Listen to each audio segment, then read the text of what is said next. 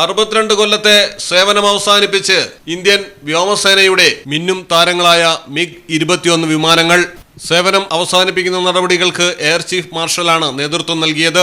രാജസ്ഥാനിലെ ബിക്കാനേർ സൈനിക വിമാനത്താവളത്തിൽ നിന്നാണ് MiG-21 അവസാന പ്രവൃത്തി ദിനത്തിൽ air chief marshal AP Singh വിമാനത്തിന്റെ അവസാന ഔദ്യോഗിക പറക്കലിൽ പൈലറ്റായത്.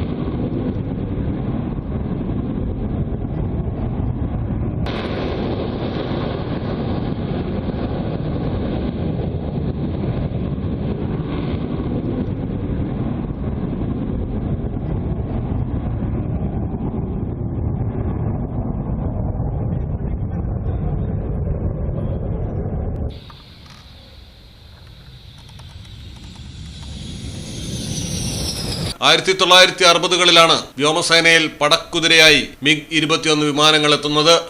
1965ലെയും 71ലെയും യുദ്ധങ്ങളിൽ തിളങ്ങുന്ന പ്രകടനം കാഴ്ചവെച്ചു.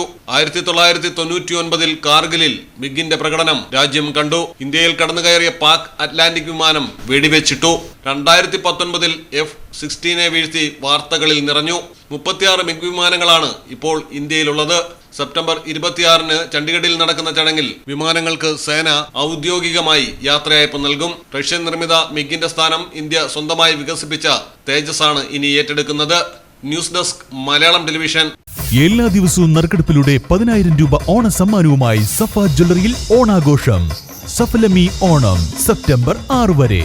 ഏറ്റവും പുതിയ ഡിസൈനുകളിലുള്ള gold, diamond and light weight ആഭരണങ്ങളുടെ വൈവിധ്യങ്ങൾ ഈ ഓണത്തിനായി സഫ ജ്വല്ലറി പ്രിയ കസ്റ്റമേഴ്സിനായി ഒരുക്കിയിരിക്കുന്നു. ഈ ഓണം സഫയ്ക്കൊപ്പം സഫലമാക്കൂ. ഏവർക്കും സഫ ജ്വല്ലറിയുടെ ഹൃദയം നിറഞ്ഞ ഓണാശംസകൾ. സഫ ജ്വല്ലറി.